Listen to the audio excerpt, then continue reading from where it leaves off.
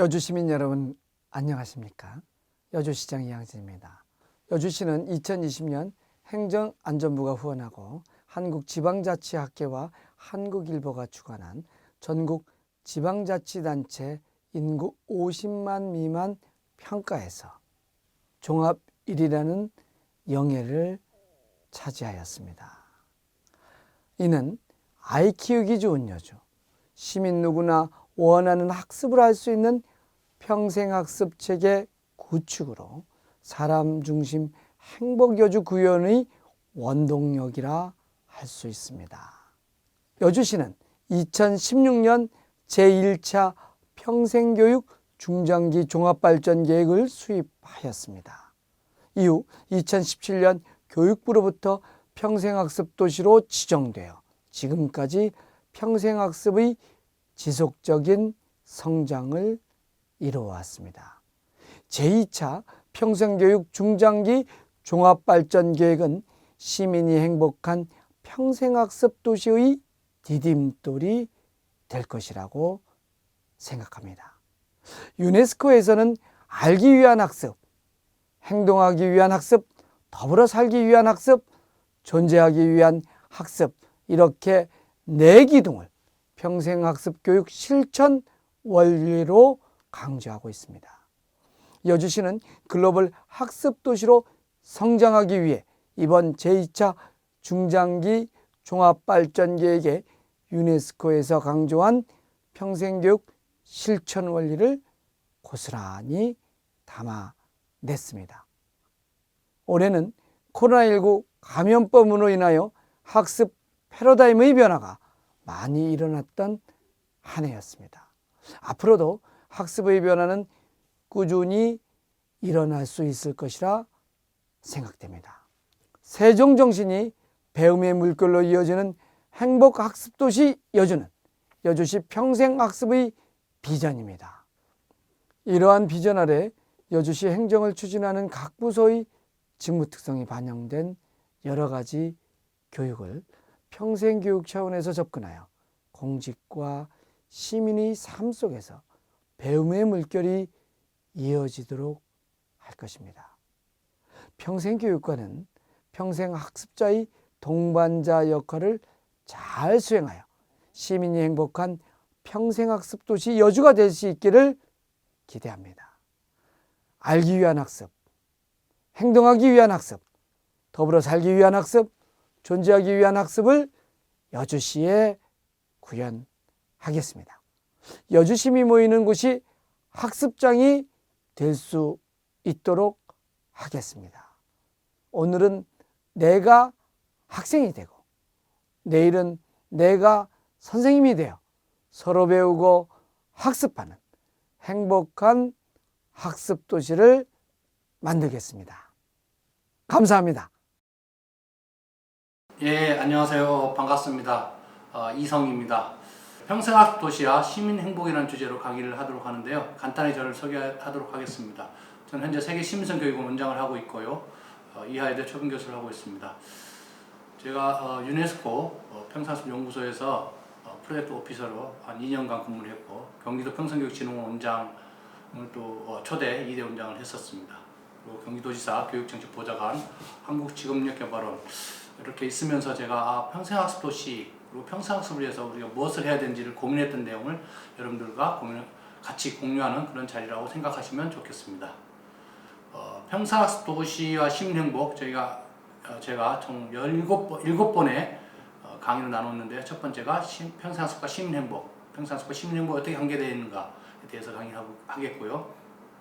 제2강에서는 지속가능한 발전과 글로벌 학습도시의 평생학습 구축 동향을 같이 보도록 하겠습니다. 제3강은 유네스코 학습도시 구축 가이드라인이 있습니다. 유네스코 평생학습 연구소에서 발간한 건데 그 가이드라인과 학습도시 여주가 어떻게 대비되는지 같이 보도록 하겠습니다. 제4강은 평생학습 비전과 그리고 추진 전략, 여주시에 수립한 이번에 평생학습 비전 체계와 추진 전략을 같이 보겠고요. 제5강은 평생학습 추진 전략 두 번째로서 시민 누구나 즐기는 평생학습, 그리고 평생학습 추진 전략 세 번째로 지속가능한 발전을 실천하는 평생학습을 이번에 전략 과제로 수립했는데 그걸 같이 보도록 하겠습니다. 마지막으로 평생학습 도시를 구축하는 전략적인 기반이 무엇인지에 대해서 같이 보도록 하겠습니다. 평생학습은 여주 시민 헌장에 어느 정도 나와 있습니다. 여러분들 뭐 여주 시민 헌장에 보니까 위대한 여러 조상들의 큰 뜻을 이어받겠다. 그리고 슬기와 덕성과 용기를 기르겠다. 그리고 후세의 길이 빛날 복지사회를 창조하고자 헌장을 만들었는데, 그런 헌장이 바로 평생학습과 연결했다는 것을 같이 학습 분석 살펴보도록 하겠습니다. 여주시의 시정을 보면 사람 중심 행복 여주를 위해서 아이 키우기 좋은 여주, 그 다음에 농촌과 도시가 조화로운 여주 등 총 5가지의 시정 목표를 가지고 있습니다. 이 시정 목표를 달성하기 위해서 역시 어떻게 평생학습이 역할을 하는지 또 같이 보도록 하겠습니다. 여주시에서 평생학습도시 선언문을 만들었는데, 이 선언문에 평생학습을 통해서 무엇을 해야 될지, 왜 해야 되는지가 다 나와 있습니다. 그래서 한번 간단히 보시면, 세종대왕을 모시고 있는 대한민국 여주시는 세종대왕의 창의정신, 애민정신을 본받아서 시민 스스로 만들어가는 창조적 학습 문화를 조성하고 평생학습 역량을 강화하겠다는 게 큰 틀이고요. 그리고 배움과 나눔을 실천하겠다. 이게 매우 중요한 키워드입니다. 이렇게 해서 평생학습으로서 자아실현을 하겠다. 그리고 세대를 이어서 살아나갈 아름다운 그리고 풍요로운 지역과 삶을 위해서 평생학습을 평생 배우고 서로 나누겠다. 그리고 평생학습 즐기겠다. 그리고 수요자 중심의 평생학습 체계 구축하는 게 또 그런 걸 제공하는 게 여주시의 역할이다. 여주시와 여주시민은 세종대왕의 어떤 인품, 철학을, 그리고 그런 가치를 살아 숨쉬는 여주, 그리고 1터와 3터에서 평생학습으로 행복한 학습도시를 만들어가는데 함께 노력한다는 그런 키워드가 있습니다. 이러한 차원에서 여주시의 평생학습도시 선언문에 우리가 하고자 하는 바가 다 들었다고 볼 수 있습니다. 하버드대학교에서 행복의 조건이 무엇인가 라고 약 75년 동안 동일한 사람들을 대상으로 연구를 했습니다. 하버드대 2학년생 268명과 일반인 남성 456명, 여성 90명을 대상으로 조사했더니, 결국 행복한 사람은 학벌이 아니라 좋은 인간관계, 그리고 평생 열정 교육, 안정적인 결혼생활, 그 다음에 금연, 적절한 음주, 규칙적인 운동, 그리고 적절한 체중을 유지하는 사람들이 결국 행복함을 느끼더라라는 그런 연구를 했습니다. 결국 우리는 평생학습은 부가 아닌 삶의 질에 아주 중요한 역할을 하는 부분이라고 볼 수 있습니다. 조지프 스티글리츠하고 아마르티아 센이라는, 그리고 장폴 피트시라는 이 세 명이 GDP는 틀렸다는 책을 냈는데, 이 중에 2명은 노벨 경제학상 수상자입니다. 이 사람들이 무슨 얘기를 했냐면, 우리나라뿐만 아니라 대부분 나라가 정부는 국민의 편익을 위해서 어떠한 부분에 예산을 얼마나 투입했습니다 라고 아주 자랑스럽게 얘기하는데, 사실은 그런 예산 투입 결과 국민이 얼마만큼 행복해졌느냐가 성과의 지표가 된다는 얘기입니다. 두 번째, 이분들이 주장한 것은 국민 총생산이 중요한 게 아니라 국민의 삶의 질에 초점을 둬야 된다. 세 번째, 1인당 국민소득보다는 분배에 좀 초점을 맞춰라. 즉 삶의 질이라는 차원에서 학습이 상당히 중요하다는 것을 얘기하고 있습니다. 아주 또 중요한 연구 하나인데, 다니엘이라는 사람이 연구한 겁니다. 그래서 행복은 경제적 수준 순도가 아니라 행복감, 미소 즐거움은 역시 일정한 소득이 증가하면 그 소득에 따라서 증가하는 게 아니라 더 이상 행복감은 증가하지 않는다는 겁니다. 또 유럽 EU에서 평생학습 통해서 무엇이 달라지는가라는 조사를 했습니다. 약 8,600명을 대상으로 10개 나라의 대상으로 연구를 했습니다. 약 3년간에 걸쳐서 조사한 결과, 성인 학습 결과 학습자가 인식하고 있는 개인적 사회적 혜택이 어떤 것인가라고 조사를 했습니다. 우선 부모의 자신감이 높아지고 자녀의 학습에 도움이 된다라고 응답한 경우가 매우 많이 그렇다는 사람이 여성의 경우는 35.6%, 남성은 29.7%가 그렇다고 했습니다. 더 좋아졌다고 생각하는 경우도 여성은 22%, 남성은 23%, 약 60%에 가까운 분들이 평생학습을 했더니 부모로서의 자신감이 높아지고 자녀의 학습에 더 도움이 됐다라고 긍정적인 대답을 하고 있습니다. 학력 수준에 따라서 봤더니 수준이 낮을수록 자신 교육을 평생학습을 받은 결과 자신의 건강, 가족, 직장의 어떤 변화에 있어서 긍정적인 변화를 많이 가져왔습니다. 물론 모든 학력 수준에 대해서 변화가 있었지만 특히 학력 수준이 낮을수록 더 많은 변화가 나왔다는 게 특징입니다. 유럽에 이걸 이제 벨이라고 합니다. 벨이라고 부르는데 Benefit of Lifelong Learning, 평생학습의 편익이라는 번역을 할 수 있는데 그분들이 이제 순서에 관계없이 쭉 문제를 질문을 했더니 내 외부 통계에 대해서 물어봤습니다. 그랬더니 약 67%가 다 높아졌다고 응답을 하고 있습니다. 나는 나에게 일어나는 일들을 통해 영향을 받는다고 생각한다던가 스스로 판단하는 일의 결과들이라고 확신하는 것, 그리고 일에 대한 확신감 다 높아졌다는 거죠. 자기 효능감이 상당히 중요한 부분인데 역시 대부분 다 높아졌습니다. 그래서 약 평균 63% 정도가 나는 지난 1년 동안 학습을 해서 나의 효능감이 높아졌다라고 응답을 하고 있어요. 아까 말씀드렸지만 10개 나라에 대상을 한 건데요. 관용, 특히 글로벌 사회에 있어서 그리고 다문화 사회에 대해서 사회가 됨으로써 관용이 상당히 중요한데 다른 문화에 대한 존중감, 다른 사람의 관점을 존중하는 것에 대해서 약 76%, 약 77%에 가까운 분들이 나는 변화를 많이 했다 라고 얘기하고 있습니다. 그 다음에 무엇보다 중요한 신뢰, 상호간 신뢰도 역시 약 55%, 56%대에 해당하는 사람들이 지난 1년간 학습을 통해서 나는 더욱 많은 신뢰를 하게 됐다라고 응답을 했습니다.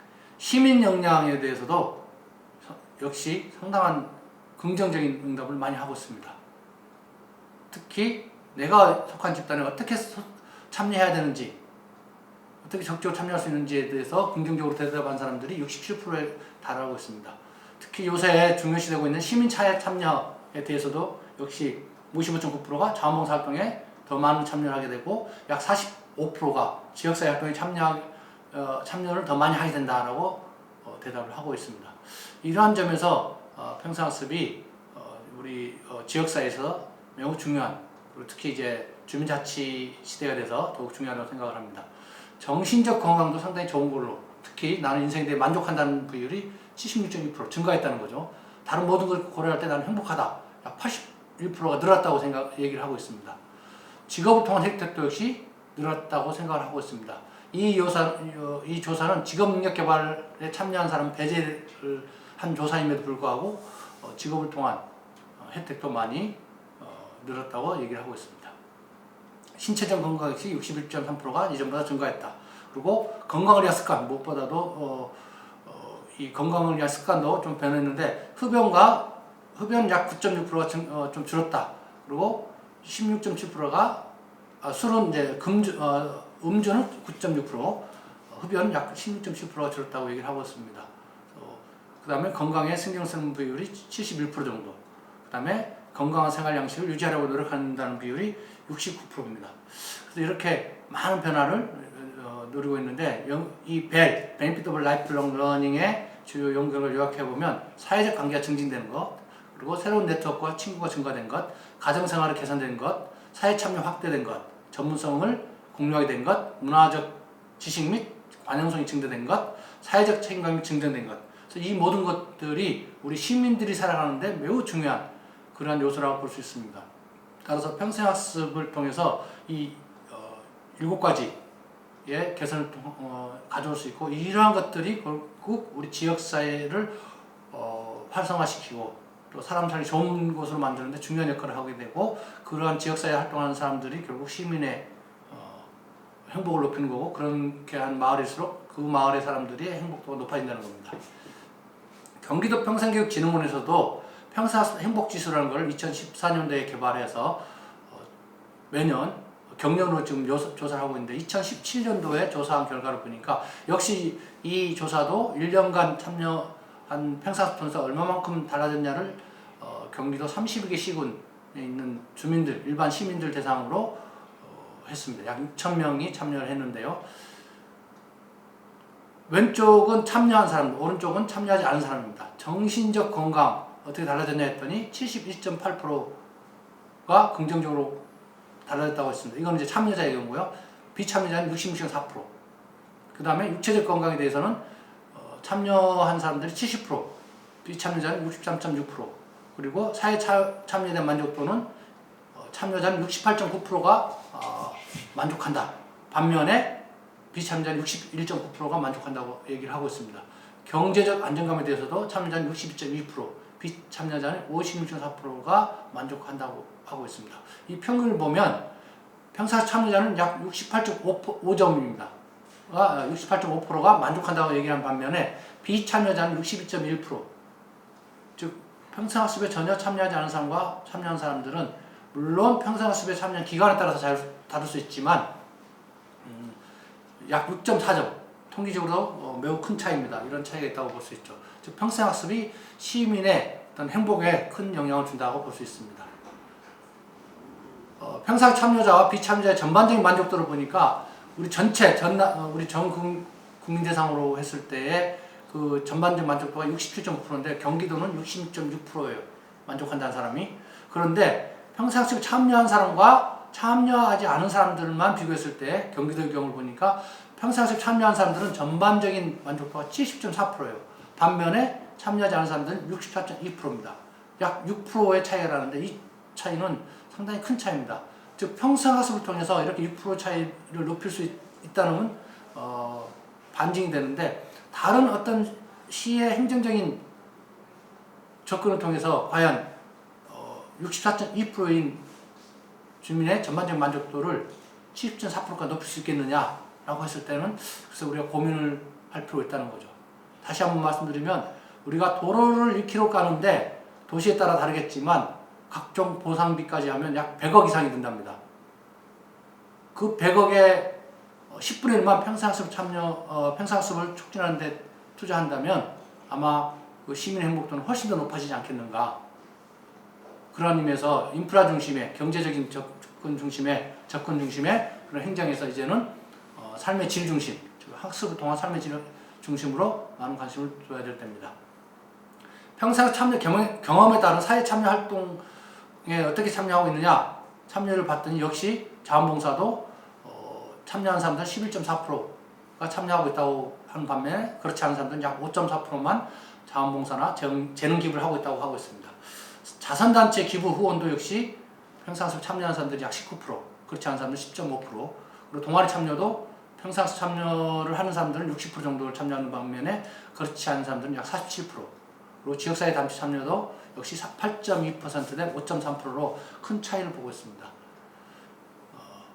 2014년도에 경기도 평생교육진흥원에서 한 연구를 보면 평생학습에 많이 참여했다고 생각할수록 행복지수는 높아져요. 그러니까 실제로 많이 참여했을 수도 있고 안 할 수도 있지만 그렇게 인식할수록 행복지수는 높다는 거죠. 그런 의미에서 평생학습과 행복지수는 큰 영향을 준다는 거죠. 그럼 여기서 우리가 간단하게 도대체 평생학습은 무엇이고 어떻게 전개되어 왔는지 보도록 하겠습니다. 평생학습은 평생교육이란 말로 먼저 시작됐는데 1926년도에 린드만이라는 사람이 벌써 평생학습에 있어서 성인에 있어서의 삶, 생활, 생애의 관점에서의 교육은 매우 중요하다라고 강조했습니다. 그리고 1965년도에 폴 랑그랑이라는 사람이 아주 중요한 말이에요. 평생교육은 학자가 필요로 할 때 언제든지 접근할 수 있어야 된다.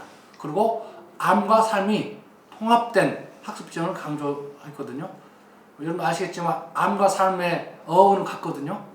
그래서 이분이 뭐라 그러냐면 분절되었던 각 교육 제도들을 연계해야 된다. 그리고 통합해서 사회적 시스템의 어떤 구축을 해야 된다는 그 중요성을 강조하고 있어요.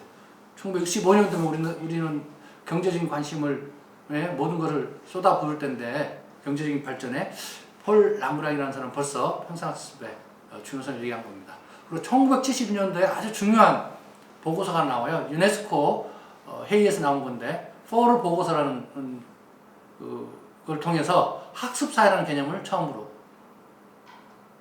만듭니다. 그래서 학습사회라는 개념이 들어오면서 모든 기관이 교육의 제공자가 돼야 된다. 그러니까 지역사회는 평생 학습관이 아니라 모든 기관, 그게 장애인 복지관이 되든 여성회관이 되든 노인복지관이 되든 도서관이 되든 모든 기관들이 평생교육의 제공자가 돼야 되고, 반면에 모든 시민들은 학습사회가 제공하는 기회를 최대한 활용해서 학습에 참여해야 된다는 걸 또 강조하고 있어요. 그래서 이게 72년도에 나왔는데 Learning to Me라고 나왔습니다. 이게 큰 획을 그었다고 생각하시면 될 것이고요. 그 다음에 이제 들로르 보고서가 1996년도에 나왔는데, 이 보고서는 이 우리 내부의 보물, 학습 이런 제목으로 나왔는데, 인생 전반에 걸친 평생학습에 대해서 아주 중요시 했는데요. 이러한 개념들이 학교하고 경제, 사회 및 문화생활에서 연결돼야 되고, 그리고 다양한 수많은 학습 기회를 제공하는 학습사회 개념으로 이어지는 그런 보고서인데, 들로르 보고서의 큰 메시지는 뭐냐? 이 교육자들이 가족, 제일 중요한 가족입니다. 그리고 산업, 기업, 비즈니스, 그 다음에 NGO, 협회, 여러 문화적인 활동하는 사람들하고 다 같이 협력을 해서 학습사회를 구축을 해 나가야 된다라는 걸 강조하고 있어요. 그런 의미에서 들로르 보고서의 의미가 큽니다. 유네스코는 평생학습을 어떻게 정의하고 있느냐?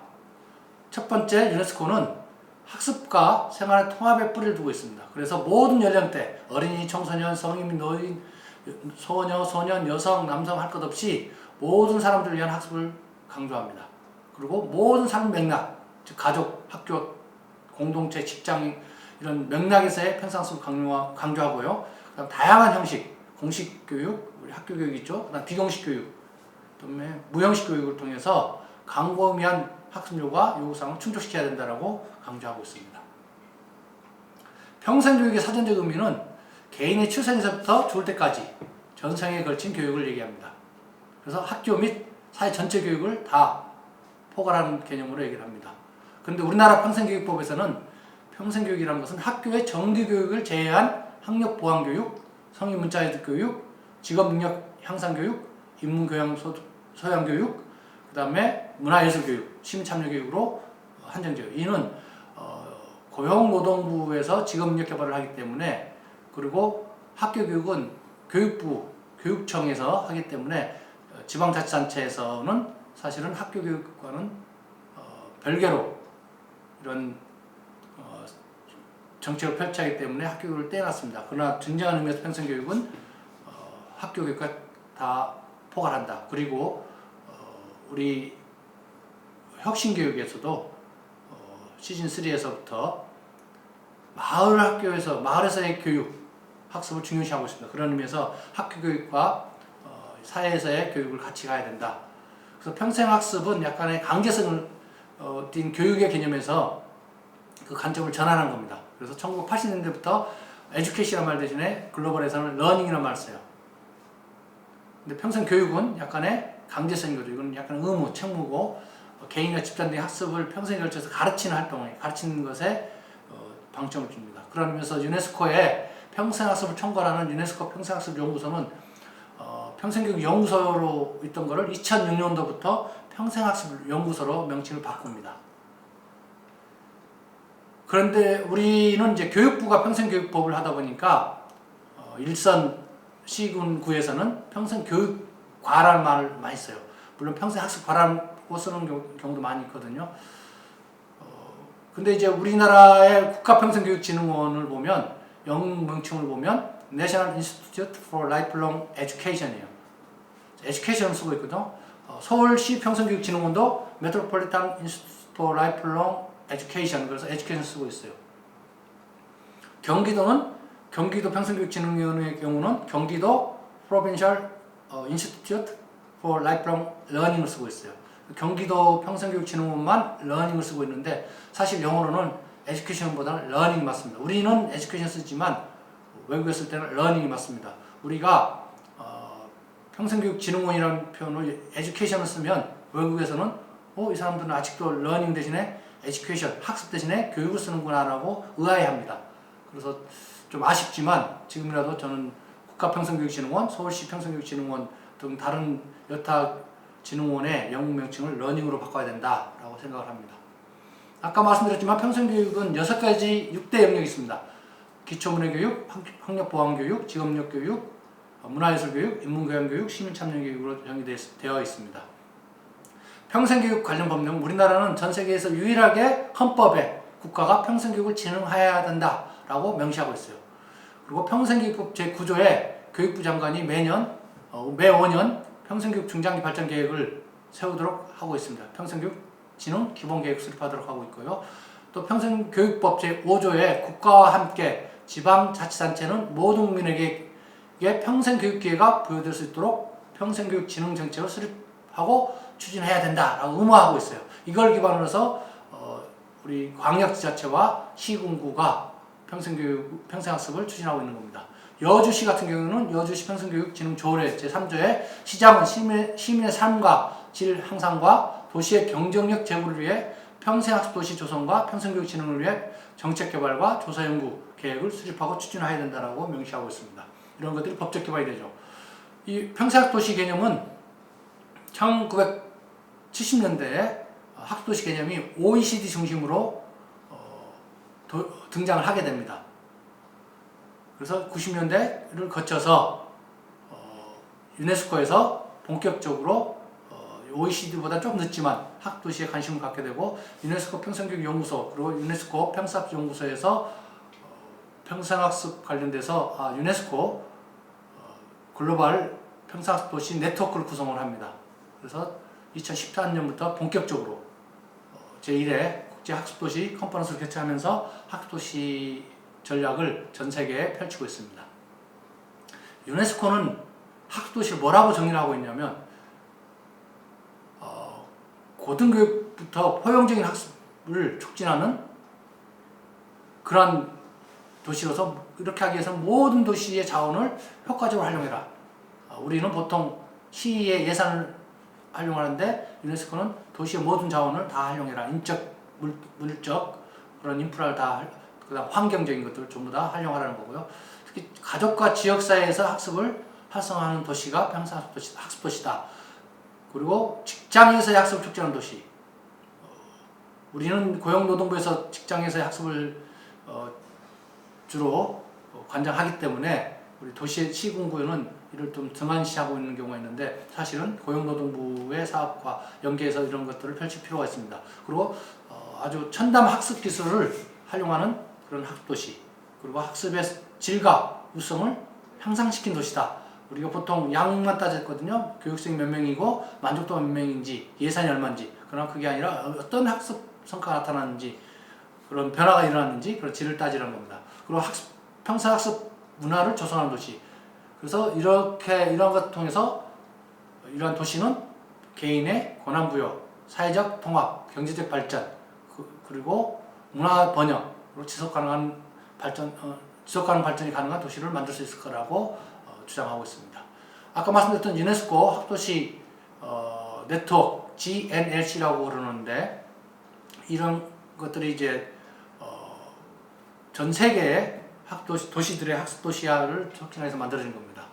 그래서 우리 여주시도 글로벌 네트워크에 가입을 해야 되는데 그런 부분에서도 요거에 대한 관심을 좀 가질 필요가 있습니다.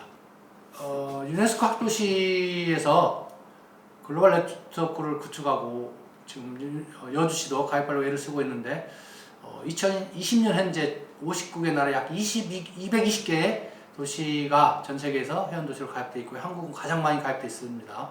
현재 50개의 도시가 가입되어 있습니다. 이런 노력을 우리가 좀 간 노력을 해야 될 필요가 있다고 생각을 합니다. 2013년부터 경년으로 국제학습도시 컨퍼런스를 개최하고 있습니다. 그래서 1차는 베이징에서 2013년도에 있었고 2차는 멕시코, 3차는 아일랜드 코크, 4차는 콜롬비아에서 있었습니다. 그래서 이런 국제대회가 이제 내년에는 연수구에서 인천의 연수구에서 개최될 제5차가 개최될 예정입니다. 요약을 한번 해보겠습니다. 학습 질문으로서 Benefit of Lifelong Learning, BEL하고 경기도 평생학도시 평생학습 행복지수 이 두 가지 의미와 시사점 무엇인가라고 질문이 있는데 무엇보다도 학습을 통해서 어떠한 변화가 일어나는가 제가 시민 행복이라고 그러는데 그러한 것들을 점검할 수 있다는 게 큰 의미고요. 그리고 제가 평상습의 6대 영역을 아까 말씀드렸는데 영역별로 참가자들이 과연 행복지수에 어떤 차이가 있을까? 경기도의 조사에 의하면 문해교육, 글자 해득교육에 참여한 사람들이 그 결과 행복지수가 다른 영역에 참여한 사람들보다 훨씬 더 높아진다는 걸 알 수 있었습니다. 그 다음 두 번째가 평상습 관련 부서가 평상습 잘 적용하면 여주 시민의 행복감이 높아진다는 얘기인가?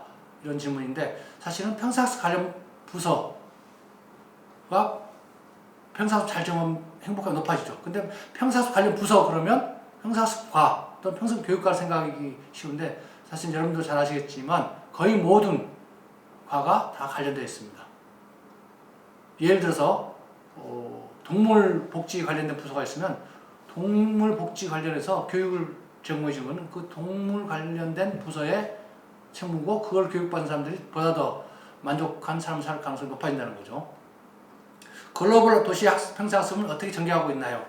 글로벌 도시의 평상습은 그 도시의 특성, 환경에 맞게끔 진행되고 있습니다. 아프리카는 우리가 생각할 때 너무너무 뭐랄까요, 좀 낮은 수준의 평상습이지만 그 평상습은 그 아프리카라는 그 환경에 다른 도시보다 더 나은 삶의 질 환경을 시민에게 제공하기 위해서 평상습을 전개하고 있다고 보시면 될 것 같습니다. 그러한 의미에서 평상습은 시민의 행복과 긴밀한 관계가 있다고 보시면 될 것 같습니다. 그럼 제 2강에서 뵙도록 하겠습니다. 예, 감사합니다.